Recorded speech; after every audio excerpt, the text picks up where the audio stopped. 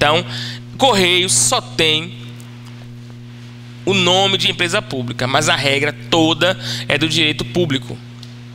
As agências reguladoras são definidas, a Anatel, a ANEEL, a ANP, são definidas com a natureza jurídica de autarquias especiais, diferenciando-se das autarquias não especiais. Então, o que a gente tem na agência reguladora que não temos nas outras autarquias?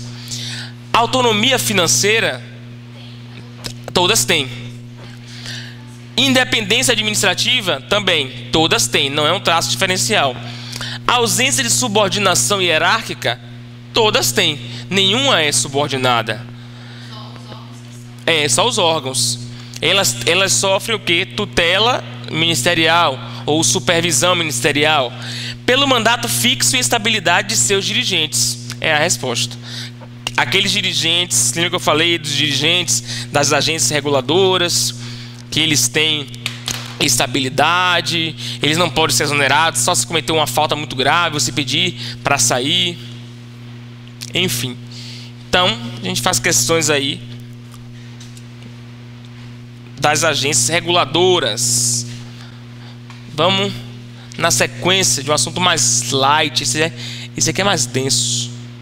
Então, o pessoal que está em casa também, na sequência do material tem a parte de controle da administração pública.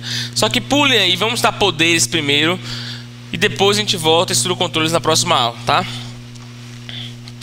Vamos lá. Poderes da administração pública. O que acontece com poderes da administração pública? A gente viu na primeira aula, foi que o regime jurídico administrativo, ele é dividido em dois princípios. Ele é composto, melhor dizendo, por dois princípios. O princípio da supremacia do interesse público e da indisponibilidade do interesse público. A gente viu que o princípio da supremacia, ele dá uma força à administração pública.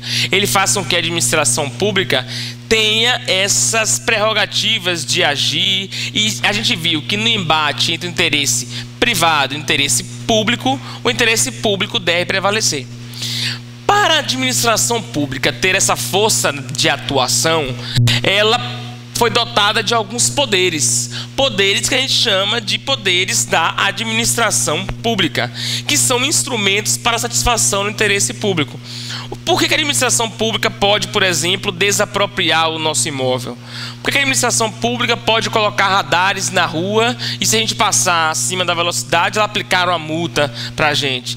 Por que ela pode aplicar uma penalidade de demissão ao servidor público? Porque ela tem poderes para isso. E são esses poderes que a gente vai estudar nessa aula de hoje, para entender como os poderes da administração pública são atribuídos a ela e quais as características.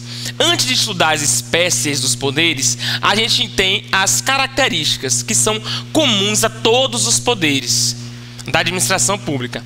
Primeiro, o exercício obrigatório. A gente costuma dizer que os poderes da administração pública são chamados assim de poder-dever. Então, é um poder-dever. O que significa esse poder-dever?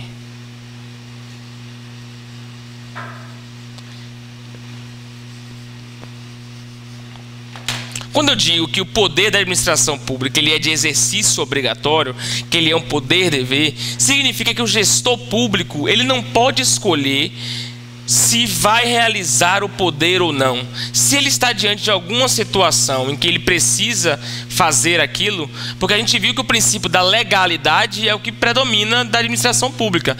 Se o gestor ele deve agir com base na legalidade, ele não vai escolher se ele aplica aquele poder ou não. É um dever que ele deve fazer.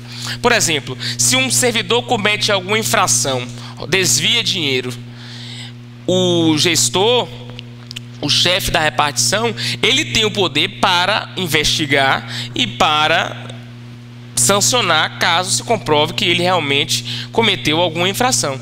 Então é um poder-dever de exercício obrigatório. Ele não vai decidir se vai investigar ou não. Ele tem de investigar. Ele tem de descobrir se houve algum desvio de dinheiro ou não. Então é um exercício obrigatório. Ele tem o poder, ele deve exercer aquele poder administrativo, tá? havendo interesse público, lógico, a base de tudo aqui é o interesse público, então, se houver interesse público, ele deve agir.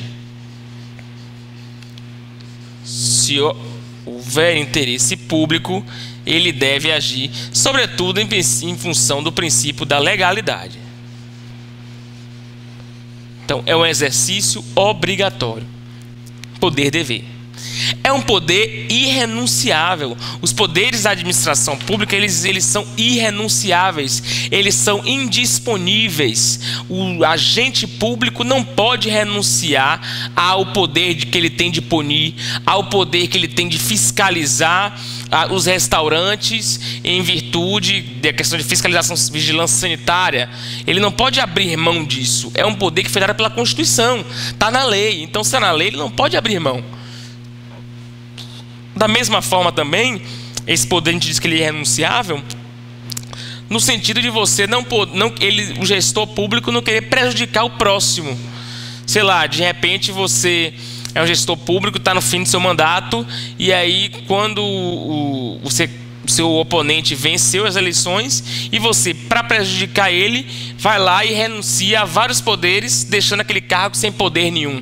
Isso não pode ser feito, porque o poder é irrenunciável. Quem dá o poder ao agente é a Constituição, é a lei, e não é o agente que vai abrir mão disso. Então, exercício obrigatório, irrenunciável, é um poder que deve ser exercido no limite da legalidade. Então, a gente viu que o princípio da legalidade ele é bem forte na administração pública, e os poderes devem ser exercidos nesse limite. O que é o limite da legalidade? É você observar se houve necessidade, adequação e proporcionalidade.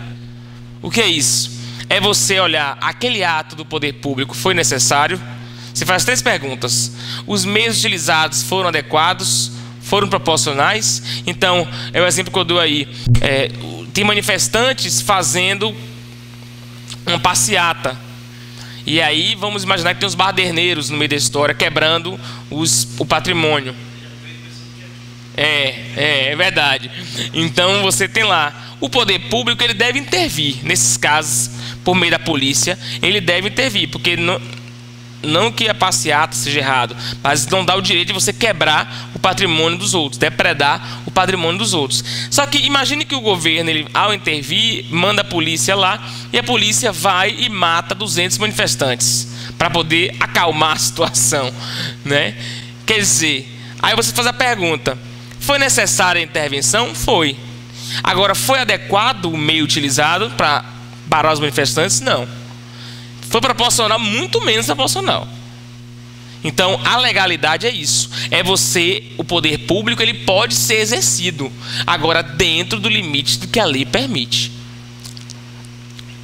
E caso você ultrapasse essa legalidade, surge a responsabilização. O dever de indenizar. O gestor, ele é responsabilizado. O agente público será responsabilizado pelo que ele realizar. Tá? Então, ainda nessa linha de você não agir dentro da legalidade, a gente tem um abuso de poder. Porque quando o sujeito ele não age dentro dos parâmetros legais, a gente costuma dizer que a autoridade ela utilizou do abuso de poder. Então, o abuso de poder consiste no mau uso dos poderes públicos. Então, é o mau uso, o uso errado, equivocado dos poderes públicos. E o abuso de poder, ele se subdivide em 2 modalidades. A gente tem o excesso de poder ou o desvio de poder ou finalidade. Então, a autoridade ela pode agir com excesso de poder ou desvio. Quando é que ele age com excesso de poder? Aqui nós temos um vício na competência.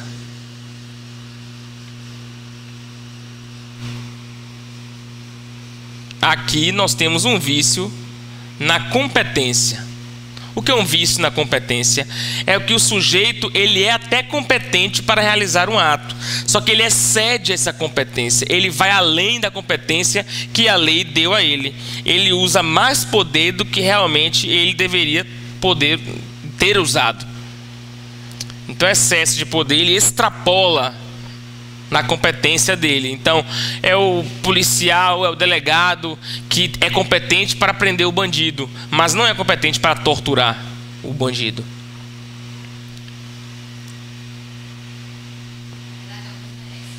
É, né? Então, isso é excesso de poder, agir com excesso de poder. Agir com desvio de poder, ou desvio de finalidade, eu coloco essa expressão aqui porque já ajuda a gente a entender onde é o problema. O problema é que é na finalidade do ato. O que é desvio de poder? É mais difícil de você identificar, porque é uma coisa meio subjetiva, é você invadir o psicológico do sujeito. Desvio de poder é quando o sujeito diz que vai fazer alguma coisa, o sujeito, no caso, o agente público, ele alega realizar um ato por meio de um poder administrativo, mas a finalidade dele é outra. Então ele desapropria a sua casa dizendo que que é para beneficiar a coletividade. Mas mentira, ele quis desapropriar a sua casa porque ele tinha um desafeto com você. Então ele se utilizou da prerrogativa de ser prefeito para usar aquilo e desapropriar. Então, desvio de finalidade. A finalidade não era melhorar a coletividade, era lhe prejudicar. Ou então, favorecer alguém. Desapropria um imóvel que é muito estratégico, dizendo que vai para melhorar, desafogar o trânsito. Tá, ou então, outro exemplo. Ele muda o trânsito alegando que quer melhorar, né, a região, o trânsito da região. Mas, quando na verdade a intenção dele era ou prejudicar determinados, sei lá, proprietários de comércios que não votaram nele e beneficiar outros comerciários de outra região que votaram nele. Então é um desvio de finalidade. Ele usou um poder que ele tem, né, mas desviou. Não é que ele agiu com excesso. Ele tem poder para desviar a rua, mudar mão, contramão. Ele não excedeu em nada, mas ele mexeu aqui na finalidade. O problema do abuso dele foi na finalidade, porque ele alega uma finalidade e é outra. Como eu falei, é difícil você provar essa intenção, né? Porque você tem que entrar na intenção do agente. A intenção dele é prejudicar fulano de tal. Então, como é que você prova isso? É possível, mas é mais difícil. Então, abuso de poder, nós temos essas duas modalidades. Nós temos duas espécies de poder com relação ao seu grau de liberdade. Duas espécies de poder em relação ao seu grau de liberdade. Nós temos o poder chamado de vinculado e o poder chamado de discricionário. Poder vinculado e poder discricionário. Qual é a diferença entre um e outro? No poder vinculado, a lei estabelece todos os requisitos para a prática do ato. Então, no poder vinculado, a lei estabelece todos os requisitos para a prática do ato.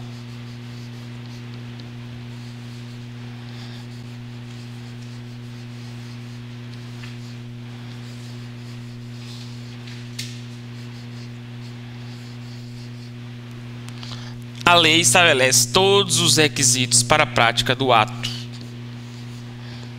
Vamos pensar no exemplo do poder vinculado. É uma situação em que o agente público ele não tem margem de escolha. Se acontecer aquele fato, ele deve praticar o ato administrativo. Por exemplo, quando você quer tirar a licença para dirigir, né, carteira de motorista.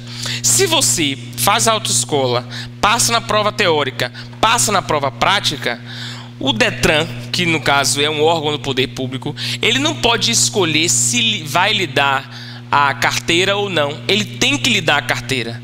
Da mesma forma, se a lei diz que para você construir, você precisa pagar todos os alvarás, as licenças, enfim, todas as taxas para construir, os requisitos técnicos, etc.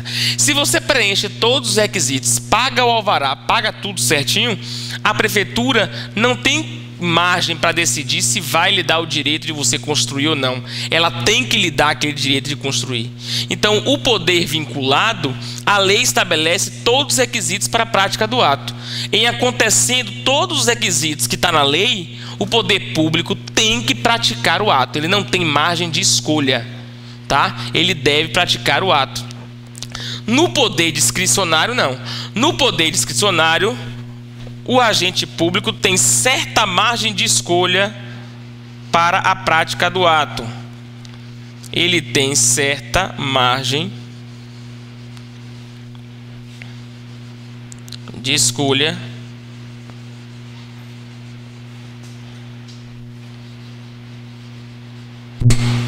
para a prática do ato.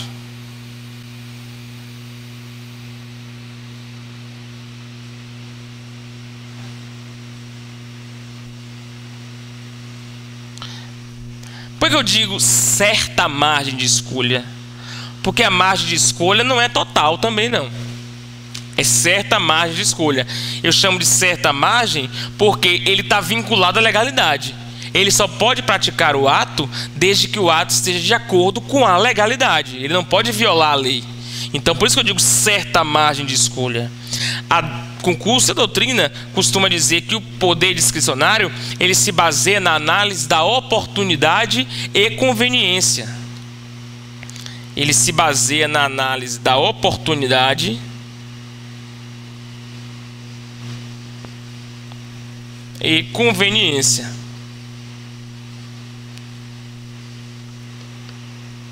Oportunidade e conveniência. O poder público ele analisa se é oportuno praticar aquele ato, se é conveniente praticar aquele ato, e aí realiza.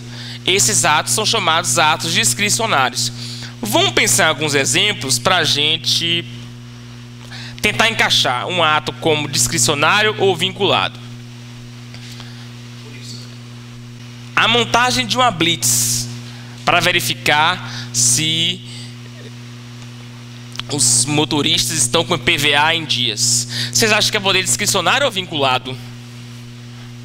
Você vai pensar o seguinte: você vai condicionar. O poder público, ele é obrigado a fazer aquilo daquele jeito ou ele tem oportunidade e conveniência para decidir como faz? A montagem de uma blitz. Será que ele é obrigado a montar uma blitz na Avenida ACM ou ele escolhe o lugar? Ele não pode escolher o lugar, ele não pode escolher a hora, ele não pode escolher o que vai analisar. Então é poder discricionário. Outro exemplo, a construção de um hospital. É um poder vinculado ou discricionário? Pensa no ato em si. Não pensa de forma genérica, pensa no ato. Vou construir um hospital. Ele é obrigado a construir em determinada área específica? Não. A lei diz isso? Não. Ele escolhe o menor local, ele analisa qual é o local que mais precisa, ele analisa onde é que tem mais fluxo, qual é a especialidade que precisa, a infraestrutura.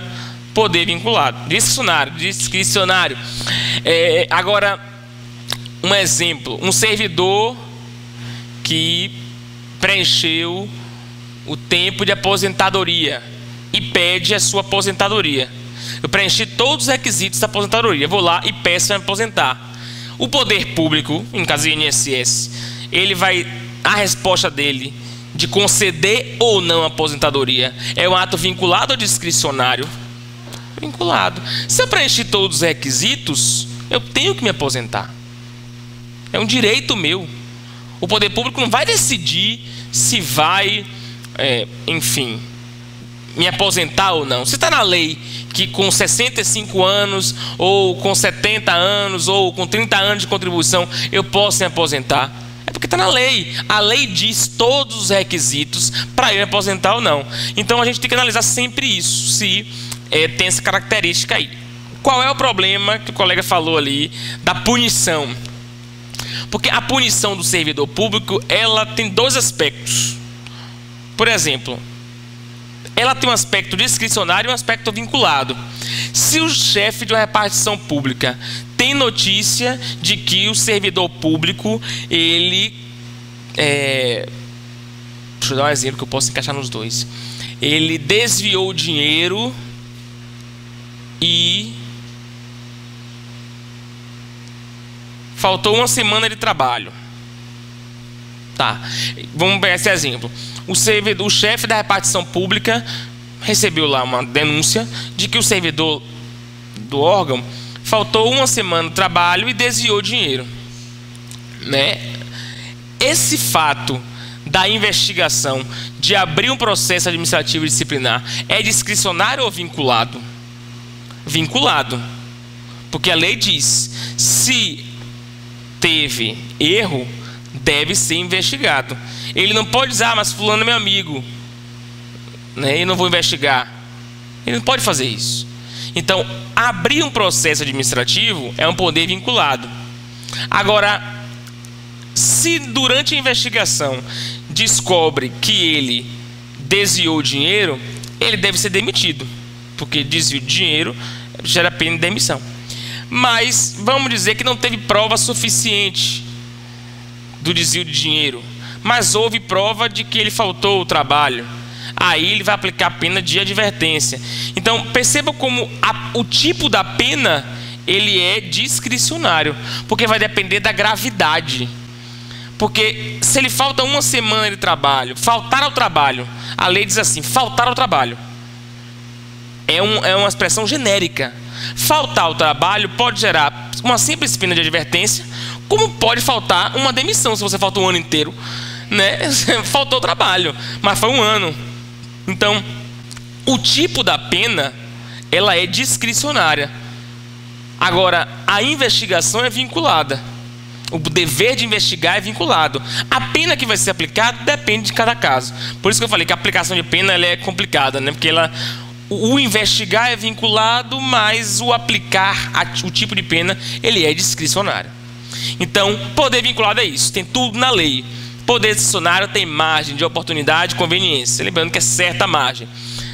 Vamos fazer assim agora, tá? A gente já faz a questão e voltando, para a gente contextualizar. Vamos ver? Questão: quanto à discricionariedade e vinculação do ato administrativo, é correto que ato discricionário é aquele em que o administrador tem certa margem, certa liberdade de escolha, especialmente quanto à conveniência e oportunidade. Verdade. Não é discricionário? Isso, verdade.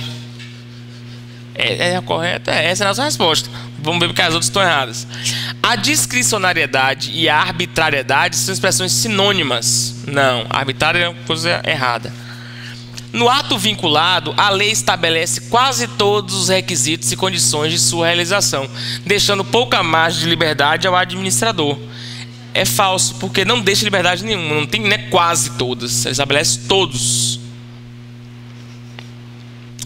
Quanto aos elementos competência e finalidade do ato administrativo, a lei pode deixar a livre apreciação da autoridade, tanto no ato discricionário quanto no ato vinculado. É falso, porque se o ato é vinculado, a lei diz quem é o órgão competente e qual é a finalidade, né? A finalidade é específica. E a competência. No discricionário, não. No discricionário ainda dá para você dizer: olha, vou desapropriar para construir uma escola, vou desapropriar para construir um hospital. Você tem essa margem de escolher a finalidade, desde que seja finalidade lícita, né? O Poder Judiciário pode apreciar o ato administrativo quanto aos aspectos da conveniência e oportunidade. É falso, acho que não sei se cheguei a falar isso com vocês aqui ainda, que o Poder Judiciário só pode analisar a legalidade do ato. Já falei, comentei algo, não foi? A gente vai ver isso melhor em controle, mas o Poder Judiciário só pode analisar a legalidade do ato. O Poder Judiciário não pode analisar a conveniência e a oportunidade. É aquela história, né? Ele julga a legalidade só. Ele não pode dizer: olha, não concordo você ter construído um hospital, não concordo você ter, sei lá, desapropriado aquela pessoa que morava lá há 30 anos, né? Não é justo, o judiciário não faz isso. Ele se analisa: cumpriu a legalidade, o ato cumpriu, então aí é com o poder público, aí é com a administração pública. Faça a questão 2 já. Não, dá para fazer, dá para fazer. Deixa eu ver quantas eu botei aqui agora. Questão 2. Deu uma lida rapidinho para vocês fazerem. Poder regrado é aquele que o direito positivo, a lei, confere à administração pública para a prática de ato de sua competência, determinando os elementos e requisitos necessários à sua formalização. Na hipótese, o texto está discorrendo sobre o poder vinculado. Alguns autores chamam o poder vinculado de poder regrado.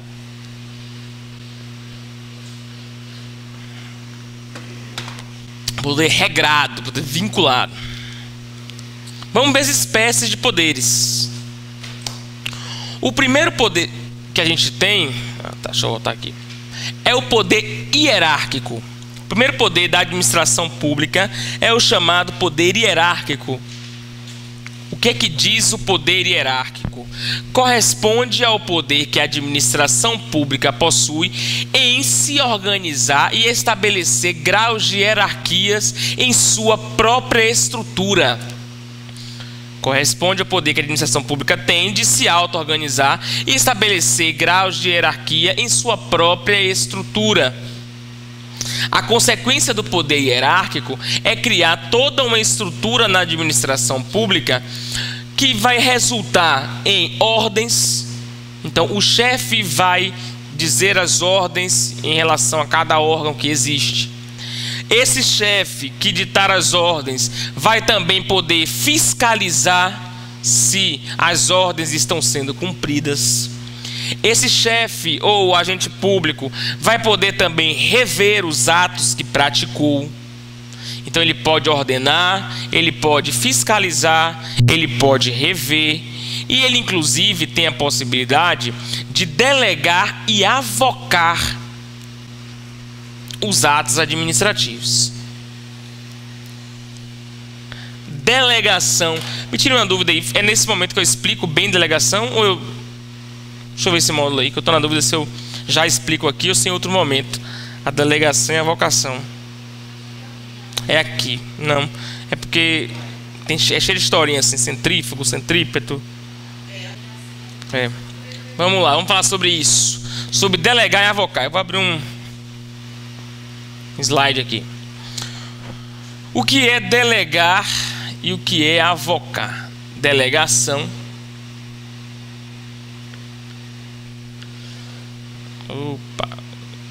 Delegação e avocação.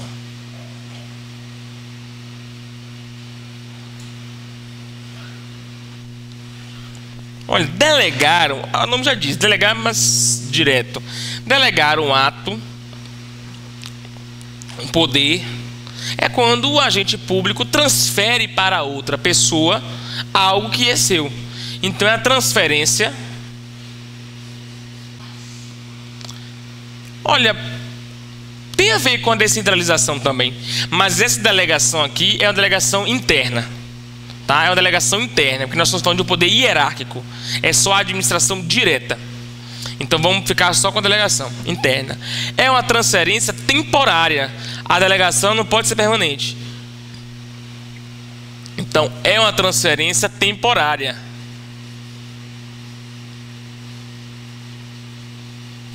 É uma transferência temporária do poder administrativo. Então, o chefe da repartição pública pode transferir alguns poderes seus para outro colega ou outro servidor inferior. Então, a delegação, a gente costuma dizer que é um movimento centrífugo.